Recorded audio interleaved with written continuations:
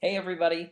So I know I just recorded a blog yesterday, but I wanted to talk to you guys today after I just had coffee with my roommate, and it's a beautiful day outside, and we were sitting out on the porch talking about like everything that's going on in our community right now, and I wanted to blog about it because some of this stuff is really important. And I know that Dichotomy, who's down there, hi Dichotomy, asked me a question about gay marriage, and I'll answer that in a later blog here really soon, probably my next one. But I wanted to talk about this because it's really a big deal in my community and potentially where you are also.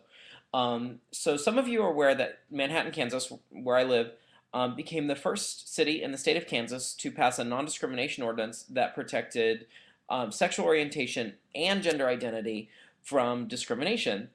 And that's a really big deal because gender is really hard to get people to wrap their heads around, and nobody really wants to talk about gender or sex anyway, especially in our culture.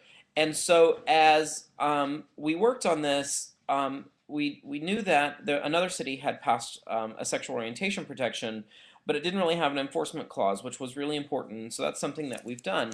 And of course, we met with a lot of resistance, specifically from religious institutions who were afraid that we were infringing upon their religious rights.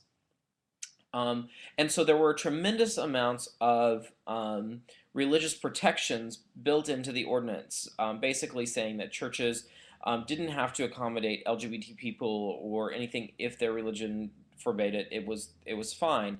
But when they started opening their services for business, then they had to protect us. I mean, I think that's fair.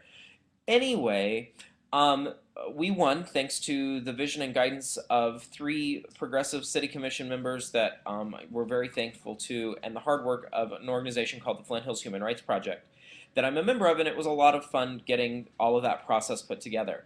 Um, Again, we won, and the opposition is filing something called a protest petition, which, if they gather enough signatures, would allow them to put the ordinance on the ballot for public vote, which I think is a bad idea. I just don't think that rights and protections should be voted on by the general population, mostly because that's just not how things work.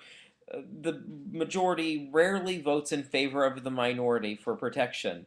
That's a very rare occurrence. And so, anyway, one of the things that this organization, Awaken Manhattan, which is a group of local churches, has put together is a state law that will allow individuals to discriminate openly in any way they want to against individuals that their religion says it's okay to discriminate against, with the caveat of federally protected statuses. So, race, sex, creed, and religion are really fairly protected on the federal level. And what that leaves open is LGBT people in particular, and in this case of Manhattan, Kansas, also military people. And in Manhattan, we have a history as a city of discriminating against military men and women, which is the reason they're a protected class of citizens now, because some of the businesses in towns used to refuse to serve men and women of the military. And so we've also ran into that problem, of course, with LGBT people, with people being fired from their jobs or being refused places to live, or being denied service at a restaurant or public accommodation in some way. And so, what this has done is basically this law says, if it passes, that if you disagree with something based upon your religious convictions, you can discriminate against that person. And I think that that's really wrong. We don't allow religions to discriminate against people based on race or their sex, and that's considered generally wrong.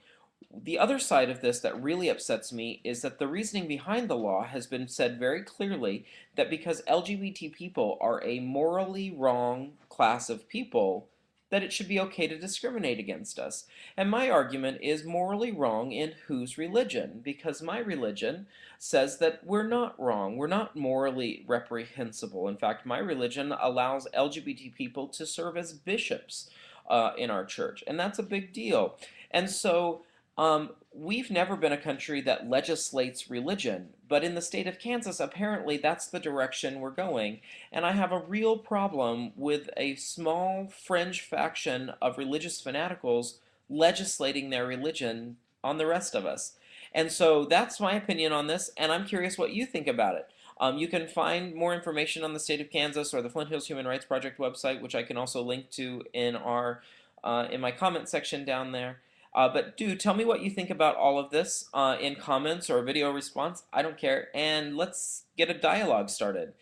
Don't forget to subscribe over there, down there, somewhere, who cares? Or at least like the video. I would appreciate it. And tell me what you think.